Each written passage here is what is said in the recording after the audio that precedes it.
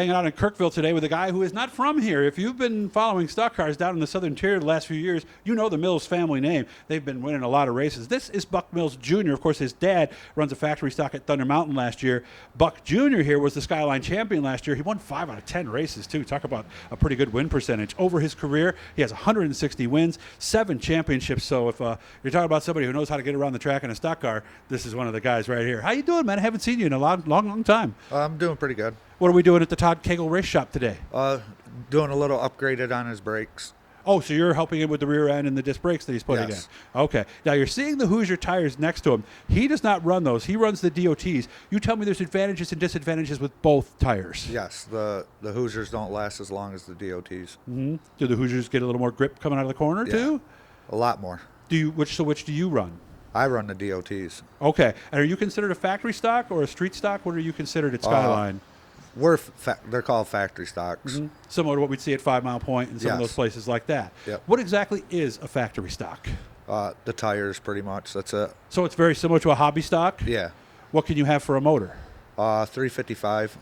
So you could actually bore it out Yes. and have some fun that way. Headers versus manifolds? Yeah, crossovers. Mm-hmm. You can run the crossover headers? Yep. What's the advantage with those? They don't collapse when the car bottoms out on the track. I've never noticed an advantage on them. Okay. Yeah, because what he's talking about, if you look under the hood of most cars, the headers come down away from the head. These go up and over. Yep. So that's really the only advantage. That I've ever noticed. Is there a horsepower advantage to those? They or say 5 to 8 horses, but I've never noticed it. Yeah, because I remember at some tracks somebody would come in who doesn't run there, and they'd have those on there, and they'd go, "Oh no, you're going to be faster." But is it noticeable? No. No. Okay. That sounds better too with them going over than the down unders. I noticed that they do sound pretty good, don't they? Okay. Yep. So what's your plan for this season for championship number 8? I'm going to race Thunder Mountain. Okay. I'm going to run there for points. Mm-hmm. Does that mean you'll be running against your dad? No, my dad will actually be driving for the Grit Tour race. We share the same car. Oh, you do? Okay. Yep. What is the car? It's a Gen 2 Nitro that I cut up and redid. Me and Rich Fife redid the chassis and put it together in 3 weeks and went back out winning with it. Okay, so are there any stock components to the chassis at all? All my shock components are all stock mounting. Mm-hmm. All my front end geometry and everything stock in it. This was pretty much a name brand cage. Okay. Is it similar to like that Camaro front clip that a lot of the teams use? It's different. It's stock metric frame. Oh, okay, like the Monte Carlos and stuff like that. Okay. What's the body that's on there? Homemade. Oh. Striker Fabrications built the body for me this year. Okay, so it looks more like a street stock then, probably. Well, it just looks like an or almost updated late model. Updated Malibu is what it looks like. We made it look like a Malibu. How close is it to being ready to race? She's ready to rip. Okay. When are you getting in it?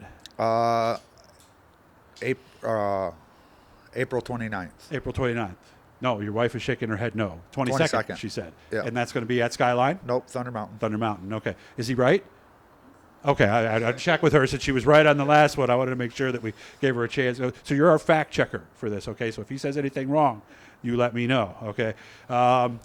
As far as your racing this year, so you'll get more races running at Thunder Mountain, I would imagine? Yeah.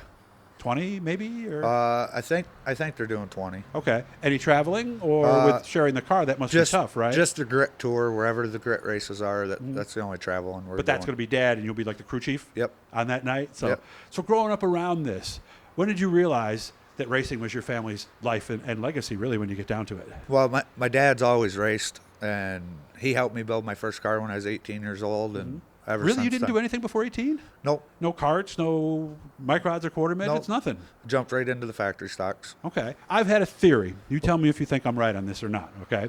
I've always said that the people who grow up, like yourself, around racing, watching your dad, being around the track, I've always said you're picking up stuff at age 7, at age 12, at age 15 that you don't even know you're picking up. So when you get in the car, the learning curve, you seem to pick it up quicker. Am I right? Oh, yeah. Okay. Yep. So what did you learn from watching Dad? Setup, how to build them, how to cut the stock bodies up. I could skin and hang a stock body in really? like 3 hours. Okay. Outside of the mechanical stuff, what about the racing end of it? Like, did you learn, okay, I can't just go bonsai into the corner, a lot of it's throttled? Oh, no, I started out as Buck Wild. No, you just bonsai'd in there anyway? No, I just throwed it in. Is he right? Yeah, his wife's got a big smile on her face, yeah. So when did they calm you down a little bit, and did you need to? Actually, I started calming down when my youngest daughter was born. After that, I started thinking more and trying not to get in trouble. Yeah. And Okay. that's Well, you're how- 37. When did that happen then? She's 6, 7. Oh, so only recently. Yeah. Okay. She's 6 and a 10. Okay, The the last- fact checker has 10-year-old boy, too. Okay, so really, that's 10 years, 27, 28, you started to calm down. Yep. What made... A lot of people told me they'd noticed me calming down ever since my daughter was born. Was it a conscious move on your part, or did it just happen? I didn't want my daughter to see that kind of life. Okay. Or to see your dad Fight. upside down and on Yeah. fire and fighting in the pits afterwards, right? Right. Well, you're the man in somebody's life. It's important, isn't Yep. it? I know when I had daughters, it changed me. Did it? So obviously, Oh yeah, it it did definitely the same changed to me. you. Yeah. So it ended up being probably one of the best things that could have happened to you. Yep. Or who knows what you'd be doing today, right? Right. And your wife would be going, "Geez, Buck, come on, what are you doing out here?" So, all right. Well, it's good to meet you again. Like we said, he was on Doug's Dirt Diary a couple times. I know I interviewed him before. Hope you guys learned something from this. Anybody you want to say thanks to before I let you go?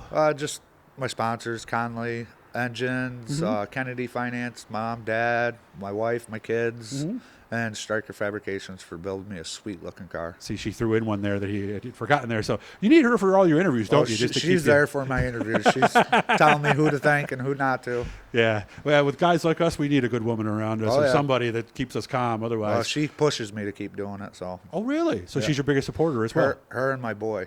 You're very fortunate, aren't you? Yep.